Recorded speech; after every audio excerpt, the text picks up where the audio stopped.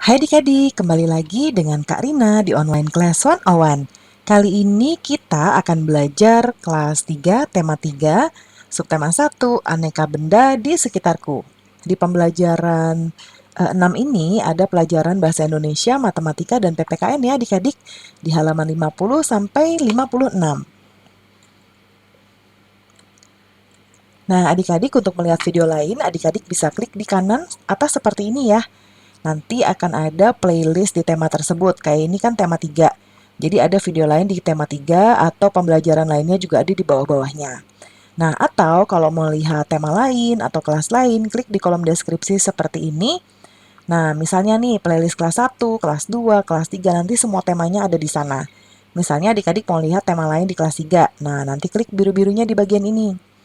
Nanti akan muncul playlist-playlist di kelas 3, seperti ini. Ya, nah misalnya nih adik-adik mau lihat kelas 3 tema 2, klik putar semua.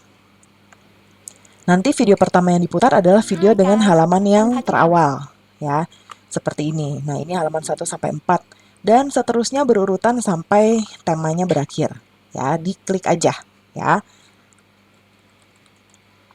Yuk kita mulai adik-adik. Nah, ini adik-adik, kamu kan sudah mempelajari aneka bahan pembentuk benda ya.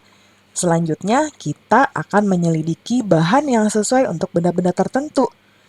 Nah, untuk mengerjakan proyek ini, kamu dan teman-teman harus melaksanakan musyawarah. Tentukan kelompok yang terdiri atas 3 sampai 4 orang, 4 sampai 5 orang ya. Tentukan 5 benda yang akan diselidiki oleh setiap kelompok. Nanti tuliskan musyawarahnya di bawah sini. Nah, benda yang diselidikinya apa? Ya, misalnya eh ini tergantung ya, tergantung adik-adik ya. Kak Rina serahkan ke adik-adik mau isi apa. Misalnya, eh, misalnya gini. eh Nih misalnya Kak Rina contohkan meja, kursi, buku tulis, pensil, dan juga bola. Nah, lalu dijawab nih. Sekarang kan udah musyawarah ya. Jadi musyawarah dulu abis ini nih. Nah, abis itu kita tulis pengalamannya di kotak yang tersedia. Nah, tulislah keuntungan mengambil keputusan melakukan musyawarah dalam mengambil keputusan bersama. Yang pertama, dengan musyawarah dapat menyelesaikan masalah lebih mudah. Yang kedua, dengan bermusyawarah kita dapat menghargai pendapat orang lain, ya. Lalu yang berikutnya, bagaimana cara menghormati pendapat temanmu? Yang pertama adalah kita memberikan kesempatan kepada teman untuk mengungkapkan pendapatnya. Yang kedua, tidak memaksakan atau ngotot ya. Nggak bisa harus punya aku yang dipakai, enggak ya. Nggak boleh. Lalu mempertimbangkan pendapat teman, siapa tahu pendapatnya lebih bagus ya dikarik. Jadi semua pendapat itu harus kita dengarkan. Ya, karena kita nggak pernah tahu nih pendapat yang bagus itu yang dari siapa ya. Lalu, apa yang terjadi jika kita menghormati pendapat temanmu? Nah, musyawarah akan berjalan lancar dan menyenangkan ya, karena semua orang merasa dihargai. Ya, dan tidak ada yang memaksakan pendapat masing-masing. Dan pengambilan keputusan juga dapat diterima oleh semua anggota.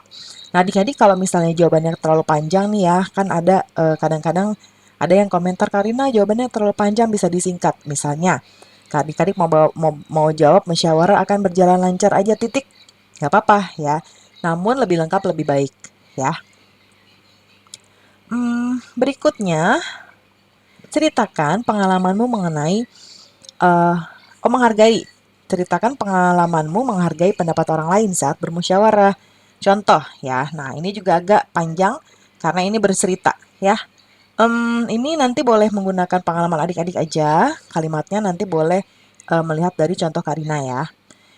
Saat itu, kami mengadakan musyawarah untuk menentukan tarian yang akan kami tampilkan dalam pentas seni di minggu depan. Saya mengusulkan agar kelas menampilkan tarian daerah, tapi teman saya tidak setuju. Butuh waktu lama untuk menyiapkan tarian daerah. Padahal pentasnya 1 minggu lagi ya. Ia mengusulkan agar kami menyanyikan lagu daerah aja. Nah, kami pun akhirnya kan berbeda pendapat ya. Tapi saya memilih menghargai pendapat dan ide teman. Sebab rasanya tidak mungkin menyiapkan penampilan tarian daerah ya, hanya dalam ini 1 minggu ya. 1 minggu ya, akhirnya kami mengambil pilihan bersama untuk menyanyikan ya lagu daerah aja ya. Kemudian setiap kelompok telah memilih benda, ya. Lakukan penyelidikan bahan yang terbaik untuk membentuk benda tersebut adik-adik.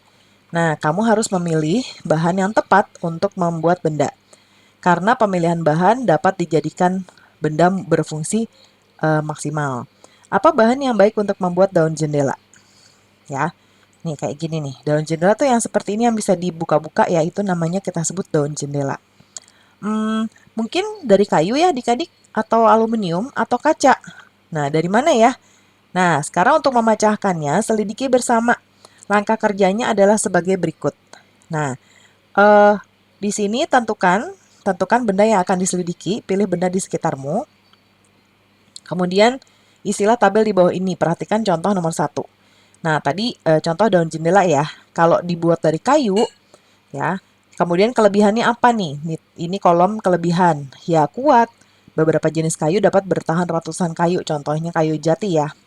Lalu kekurangannya apa ya? Kalau kayu itu ya pasti bisa kena rayap dan juga mudah terbakar. Kalau aluminium, nah dia keuntungannya adalah ringan, tidak dapat dimakan rayap. Dan kekurangannya adalah bahannya tuh tidak tahan benturan keras karena akan meleot ya adik-adik ya, meleot. Sekarang yang kedua, nah ini yang kita akan isi. Ini bisa diisi sesuai pengamatan adik-adik aja ya. Nah, jadi sebentar nih Karina buat di sini. Yang kedua Karina mau buat lemari.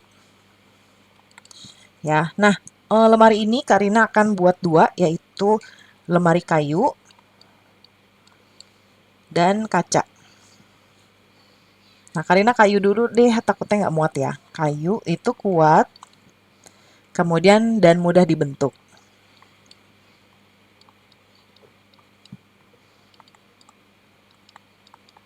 Kemudian kekurangannya apa? Mudah terbakar ya. Mudah terbakar. Kemudian berikutnya ada kursi. Oh, ini belum. Nih Karina garis dulu seperti ini. Bahan kaca ya. Kalau bahan kaca itu pilihan kedua, ini memang dia tahan api dan tembus pandang. Tapi kekurangannya adalah dia mudah pecah. Kemudian berikutnya Karina mau mengamati kursi.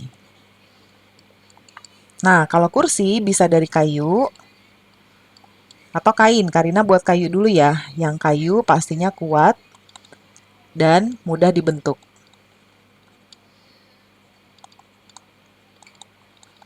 Kemudian kekurangannya ya bisa dimakan rayap ya. Dimakan rayap. Lalu kita garis di sini. Yang kedua bahannya kain. Nah, nyaman. Jadi ini tuh kayak kalau sofa-sofa gitu ya adik-adik, sebenarnya dalamnya bisa kayu juga, tapi dia kayak ada pelapisnya. Nah, pelapisnya kain. Nah, kalau kain tuh enaknya dia nyaman untuk diduduki. Tapi ya kekurangannya adalah mudah sobek adik-adik, kan namanya juga kain ya. Nah, kemudian berikutnya yang keempat, Kak Rina akan buatkan papan tulis. Papan tulis. Yang pertama, papan tulis itu dari kayu dan plastik ya. Yang kayu dulu kita jawabkan di sini, mudah dibentuk. Dan kalau kekurangannya adalah ya tadi ya, bisa dimakan rayap.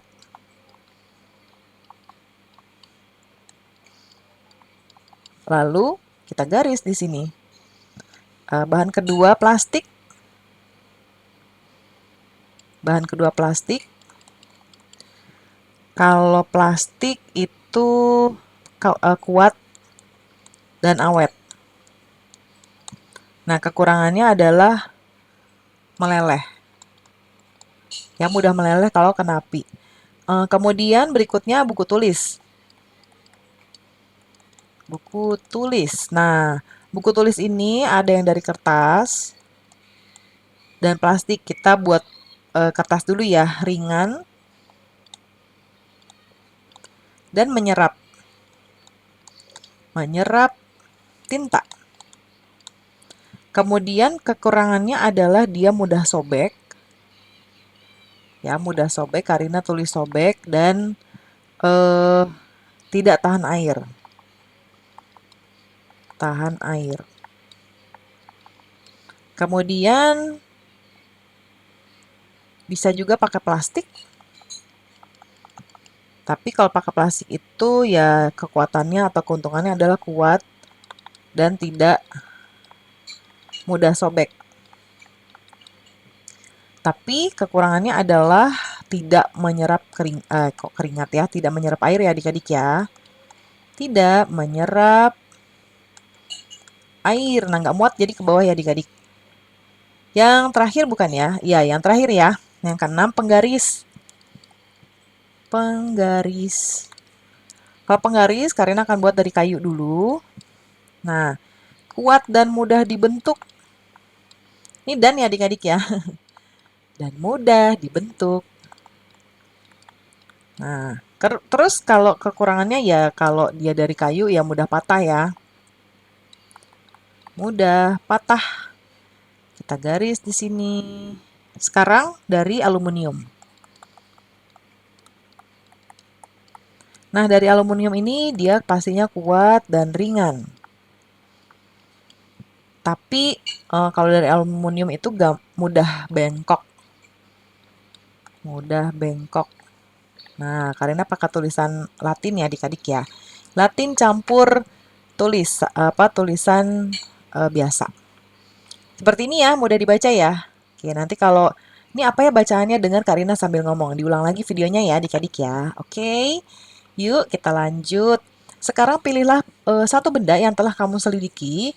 Tulislah secara lengkap adik-adik hasil penyelidikannya. Ya, nah hal-hal berikut yang harus ada di tulisannya nanti. Yang pertama, penjelasan tentang bentuk bendanya dari segi warna, ukuran, dan juga bentuknya. Terus juga fungsi bendanya, dan juga alasan adik-adik memilih bahan tersebut ya untuk membuat bendanya. Terus kelebihannya disebutkan dan kekurangannya juga disebutkan. Nah, Karina contohkan di sebelah kanan, lemari. Adik-adik nanti bebas memilih yang lain. Nah, ini Karina panjang ya, karena kan di sini harus menyebutkan 5 poin.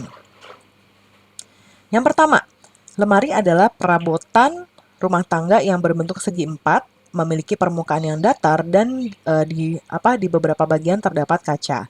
Ini penjelasannya ya. Lalu ukuran lemari sangat beragam, ada yang besar dan kecil. Dan juga lemari memiliki warna yang bermacam-macam, misalnya coklat, hitam, putih, dan lain-lain ya. Lemari berfungsi untuk menyimpan baju atau benda lain. Lemari adalah salah satu tempat penyimpanan paling aman di rumah. Lemari terbuat dari bahan kayu, tapi ada juga yang dari plastik ya. Nah, ini kekurangan dan kelebihannya belum ada. Karina tambahkan ya. Kelebihan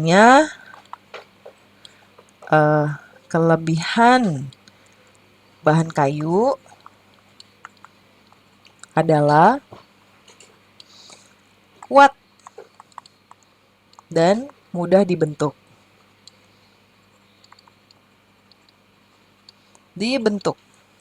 Nah, kalau dari plastik, ya tapi kekurangannya adalah mudah terbakar. Ya, ini yang penjelasan kayu ya adik-adik ya. Boleh nanti ditambahkan yang plastik juga, tapi begini aja juga nggak apa-apa ya. Kita lanjut ke yang berikutnya. Nah, adik-adik, meteran gulung disebut juga meteran saku. Meteran gulung berfungsi untuk mengukur panjang benda yang lebih dari 1 meter ya. Nah, meteran ini tuh nanti kalau ditarik dia kayak bisa ditarik gitu ya. Nanti ketika kita lepas dia masuk sendiri. Nah, meteran ini biasa digunakan pekerja bangunan atau tukang kayu. Siti akan menata ulang kamar tidurnya nih adik-adik. Sebelum menata, Siti mengukur benda-benda yang ada di kamarnya. Nah, ukuran yang diperoleh Siti adalah seperti ini.